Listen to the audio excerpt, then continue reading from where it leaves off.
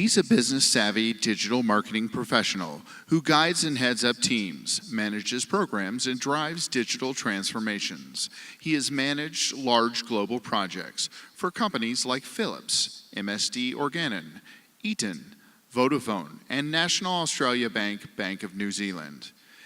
As his current role as global head of e-commerce at Phillips Lighting, he leads a central team of B2C and B2B e-commerce specialists who are driving global e-commerce enablement programs to over 60 countries. Please welcome to the stage, Mr. Dennis van Heezik. Thanks for that wonderful introduction. Start with a little video to get you in the mood.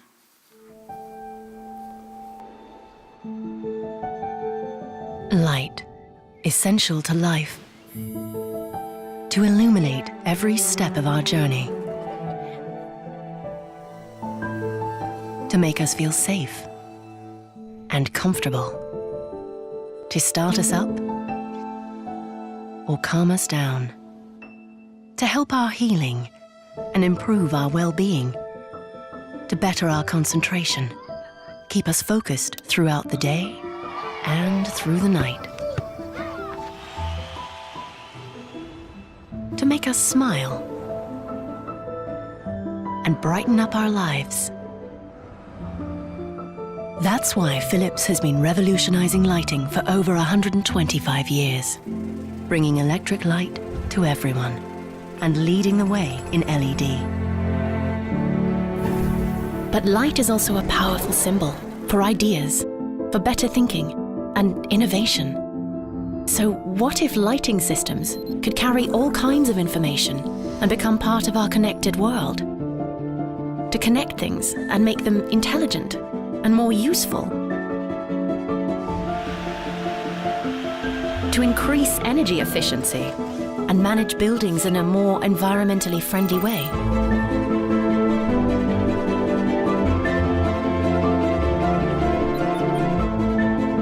Make cities safer and more responsive, to create experiences at home like never before, to improve the way the world works and people live, to make life better for all of us.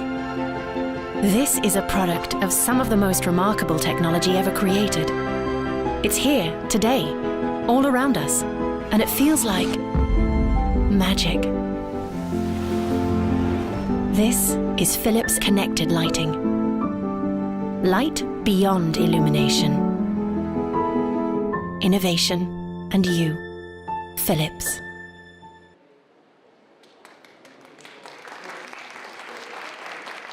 I think that tells a beautiful story about light. Another beautiful story I always like to say, this is the sun, you can see that. Philips Lighting is the second provider of light after the sun. We are the #1 lighting company in the world. I'm very proud of that. We do 7 billion sales annual. We have a lot of people working for us, but we're also #1 in LED. And this is a very important transition for us. We sell quite a wide range of portfolio. It's not just products. We also move more and more with what we call services, connected systems. Because as you heard in the video, data and connection, every light point has an IP number. It becomes more and more kind of part of the whole ecosystem. So we sell bulbs, luminaires, the beautiful things you see, but also, as I said, connected services. 2/3 of our company is professional products to professional companies. We light up cities, but also in home, and we'll talk a little bit more about that. That's me. No, just kidding. So it is New Zealand. I'm an addict of New Zealand. And the why I put it on that, because I lived there for many years, but also I'm a really addict of digital for the last 25 years. This is the Allianz Arena, and we actually completely lit that up. A lot of stadiums right now are lit up by Philips Lighting to create an immersive experience. So my name is Dennis van Heezik, and I'm leading e-commerce and digital transformation in our global company. So to get a little bit of perspective on light and what it is, there are 50 billion light sources around the world. 14 only is sold every year. Just put it in perspective of a smartphone, PC, or TV, You get the picture. We see three mega trends happening in lighting right now. There's more people, and more people therefore need more light. We also see the need for sustainable light, so hence the move to LED, which consumes a lot less energy. But also digital light, that's the part where I get really excited, of course, due to my nature and what I do. And we are really changing the game there. But also due to all these mega trends, we see that our industry is in disruption. Not only because of digital, but also just because of the trends I was just mentioning. I will emphasize and zoom in a little bit more on the digital transformation, the digital disruption. First, a few things about the products and the innovation in digital. What you see here is the experience you get with our product range is huge. I don't want to be a sales pitch, but this is just really awesome because it's kind of a bulb and you screw it in, and if you have enough in your living room, you can manage with your iPhone, you can put a lot of kind of different algorithms, and you can create complete personal experience with different colors based on the mood of the day. A lot of startups and small companies actually help us create really smart use of these connected products. Most recently, we're also teaming up with Alexa, the big voice control device which is sold in the US now, also in Germany. And Philips is the most sold product when people buy an Alexa. So this is a really interesting innovation for us, and we're ramping up big time here. I also mentioned our professional side of the business. We light up cities. For a lot of Bulgarian people, I hope, are here. We lit up Varna with a connected light system. 3,000 lights were installed in Varna. But we also did do the Fantastico supermarket chain and completely LEDified them. But the key thing here is that every light pole can have a digital point. And that is the really different thing. The amount of data we're collecting and what we actually can do there to improve the experience. In cities like Los Angeles or Buenos Aires, we have implemented this and we actually see a reduction in crime rates as if the lights are used at the right time, a reduction in traffic accidents if there is the right use at the right time. This is important, just not only for us, but also just for everyone in the environment. Let's zoom in a little bit more on digital marketing, because that's where I'm about, but the emphasis I also want to give that digital is part of a full organization. So I see ourselves going from the traditional manufacturer to a true digital high flyer, from product to digital marketing. So key question is, for me at least, is how do you embed digital in the organization? Seems a very logical question for the startups because there's 10, 5, 50, 100 people, but in a company of 40,000 people with a bunch of digital nerds who really know what needs to be done, it's actually not that easy. So the key question I want to talk about today is how do you weave it in? The trick is we have great experts in our company on digital who build web, social, mobile, sales tools, what have you in digital. But we create this beautiful island of experts or people who dream digital every day, just like me. But how do you get it embedded in product management, Marcom, channel management, supply chain, finance, etc., etc.? That's where the real magic happens, because I don't think you need to institutionalize digital. You need to embed it in the standard ways of working. That's critical. So our organization needs to transform. It needs to transform from a great company which really knows how to sell lighting products. We know that really well, but start embracing digital in every workflow and everything we do, not as an afterthought, but as part and parcel of what we do. So the most interesting question I always like to ask is, what would you do if you would design this business today? It's an easy question for the startups here, but it's an interesting question for established companies. Would you hire a Marcom person who doesn't know anything about digital? Of course not. So this really triggers a lot of thoughts. And this is a given, right? I see a lot of trends happening, is that consumers are digital first. It's always digital first. And even this notion is not completely embedded in all these traditional companies. What we also see is that traditional processes we have optimized to the last piece. we need to see that they need to become more digital enabled. Amazon is a huge customer of us. They have high expectations in supply chain and getting the right products at the right time. We do well, but we can only do better there, everyone. What we also see is the disruption and opportunities from all these new areas. I'm sure many people spoke about these companies, but also we as a big company are involved in that. In China, we use WeChat for customer service, but also for upsell and cross-sell. It's completely new, a new way of doing business. And of course, we also see that digital is not just only useful from kind of the cool products and what we can achieve, but also we hear it often, oh, we can save costs, we can be more effective, but also a bigger reach. But the key challenge, as I mentioned before, is that we have great people in our company who truly know how to create great products, but how do you make sure they actually use all these great digital tools and knowledge and apply that in their day-to-day business? This is a huge challenge. And not in the last place, because the speed of change is only increasing every day. We sell a lot on the 11/11, Double 11, that is kind of the big day in China where everyone is going to buy on Alibaba. And we do big sales, very important day for us as well. And they experimented with VR last year. It was a huge success. This is AR, right? Many people, smart people have talked about that today. But just imagine, lighting is an experience. You want to put it in context. Just see, you can already get kind of the ratings and you can buy it online. You can create a true omni-channel experience. So how are we and how have we been trying to embed digital marketing in our organization? So our journey so far is that in 2014, also when I joined, is that we started to investigate. You need to lift the net. What are the key challenges we see? Because afterwards it seems so obvious, but when you start looking at it, it's actually not that obvious. So with a small group of experts, really experts, we try to lift the net and figure out what's going on. Then we start building the foundation.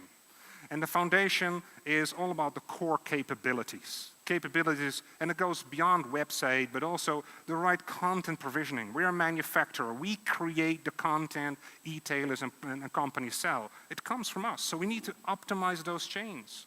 And co-creation, I will talk about that in the next slide. But once we have that foundation in place, we need to scale up, right? We're in 60 countries, and every country has this different maturity or has a completely different ecosystem, for example, China, but also in Latin America and Southeast Asia.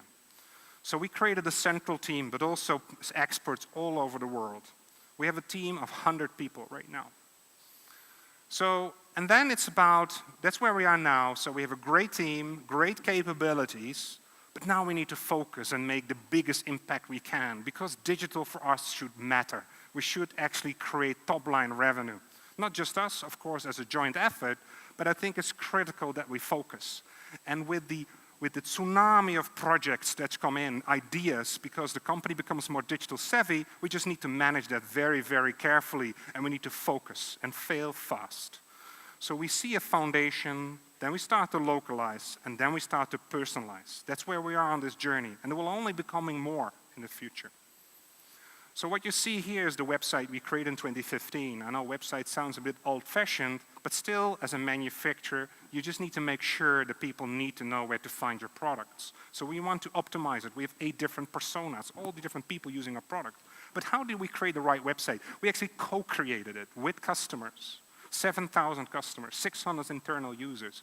But co-creation, what does it mean? It actually meant that we actually had a feedback website sitting next to it, where people could say what they liked and disliked. And we as Philips publicly said whether we're going to do something with it or not, in the open. That needs courage for a brand. But that resulted in us in creating a website that actually was created not only in a shorter time, but it actually already did its whole quality assurance with your customer base. So we used a collective brain, and we actually created believers. People who really liked what they see because they got what they expected. And by giving feedback, we showed we care. So how did we embed that in the organization? This is how we actually started last year when our company was split. Philips is now split in 2 companies, Phillips Lighting and Philips Healthcare and Consumer Lifestyle. They're separate entities. So we had to start from scratch and build everything from bottom up. It's a great opportunity, because we just had to do it lean and mean. We were now kind of this entrepreneurial company of 40,000 people who need to come up with a great digital structure. So we created this structure, which I think still works really well. So we have a customer experience where all the customer journeys and demand comes in. And we actually, from there, we actually go to the marketing technology, the guys who actually build the tools and the capabilities, work with vendors, with agencies, with internal IT, and create all the capabilities. Then we have the people who actually do the deployment to all the countries in the world, all the people who need to start using those tools and make sure they kept looking at the data. And then we have support. We have just already a lot of, I think about 90 people just working separately, supporting the digital support, 90 extra people. And that's for content creation, campaigning, SEO, SEA, social campaigns, etc. And e-commerce. E-commerce is like, that's where the expert sits, the outer skirts, that's where the money is made, that's where the conversion takes place. We work with the Amazons of this world, the Alibabas, but also in our own D2C channel where we directly send to end users. And then you see the digital, the markets. So we have people in our Central Eastern Europe region, which are the digital experts who truly know our customers in this region. I don't know them, they do know them. But they use the central capabilities and make them locally relevant without reinventing that wheel. And of course, we have the business of factories. We get informed based on information we get from the market, so their products become more intertwined with our processes and capabilities. So very briefly, we get the information from the market, and from the BGs, we actually funnel it through, and this way, we actually deploy it back to the markets, and then we actually deploy it back to the BGs because they need to create better content that is relevant for Amazon or for anyone else. And then again, you get the feedback loop because we constantly want to create better product and better content. And we really want to prevent reinventing the wheel because mushrooming is very logical. Everything in every country, you think, I know better. I know our customer is different. We have these local tools, and that's true. But we still need to find a balance between scalability and making sure you are locally relevant. So what we did, we actually created a global team. And we actually have experts in every country who directly report to the central team. In an enterprise, it is, for people who know, it's very uncommon. Because normally it's the separate markets who completely operate separately. And for us, they still do. They locally manage the part of the local teams. Their local Bulgarian and Polish team, we're mainly based in Poland, but they serve the Bulgarian market. And there they actually have the local plans. But they use the central capabilities, the central KPIs, so we prevent to reinvent the wheels. What we also did is to actually explain and figure out how is the digital maturity per market. Digital maturity in China, South Africa, or in the US is completely different, and you cannot compare it. But they all have social, they all have websites, they all have mobile, they all have online sales, they all have the same products. So we actually did a map and really tried to understand and create the right capabilities so we deploy them and get the whole company to a higher digital maturity level, which is critical to get to that speed I was referring to. Because in the end, you can only do this as a team. And not just the team I was referring to on the island, but the team with Marcom, with product management, with channel management, with your local supply chain, and with your partners. And all that together, you get to actually to the success. So how did we actually try to get our staff trained? So what we're doing right now, actually this is a process we're going through right now, is actually, because we're still on that journey, is that we do a personal assessment of every individual. Where are you in your digital knowledge? And I know for people here who are digital experts, it sounds maybe silly, but there are many people out there who are not digital experts. And we need to understand what they know and then understand what we need to tell them with a self-paced structure to get that level to a higher level. And once they're there, they will be accredited and they get a real good basis of digital knowledge in the intent to actually embed that and weave that into their day-to-day jobs. And of course, this is a continuous process. We will keep doing this. So very briefly, so we went from what we see a lot is that people still reject digital. When I started on Philips 5 years ago, this was the case. Why digital? What are you talking about? Luckily, that's not the case at all anymore. Then you see that companies start experimenting. You know, they're becoming, oh, we need to do something digital. Oh, we need a plan. Everyone is doing digital. And again, you see this a lot with the tier down of the huge enterprises. People we need to get on the digital train. And then what they start doing, they start we need to centralize. We need to get all the experts in the room and start build those capabilities so we can actually get others to benefit from it, whether that's in different markets or in the structure, how your company is structured. And once you've done that, you start seeing you need to start decentralizing and get digital embedded and involved wherever it is relevant and start enhancing all the functions. And in the end, you're truly embedded. And then digital becomes part of your normal business. And I would even say that digital teams by then do not even exist or are tiny, because it's part of your regular business. You have Marcom people who are just digital. And this is where we are. We actually sit there. And we're just on this journey, and we're constantly improving and going deeper down.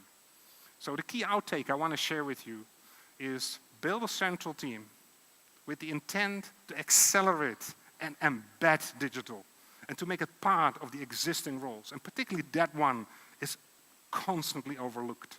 We see it as a separate thing that solves the world problems, but it's actually the people already hired. You hired for the standard way of doing things. They actually are your business.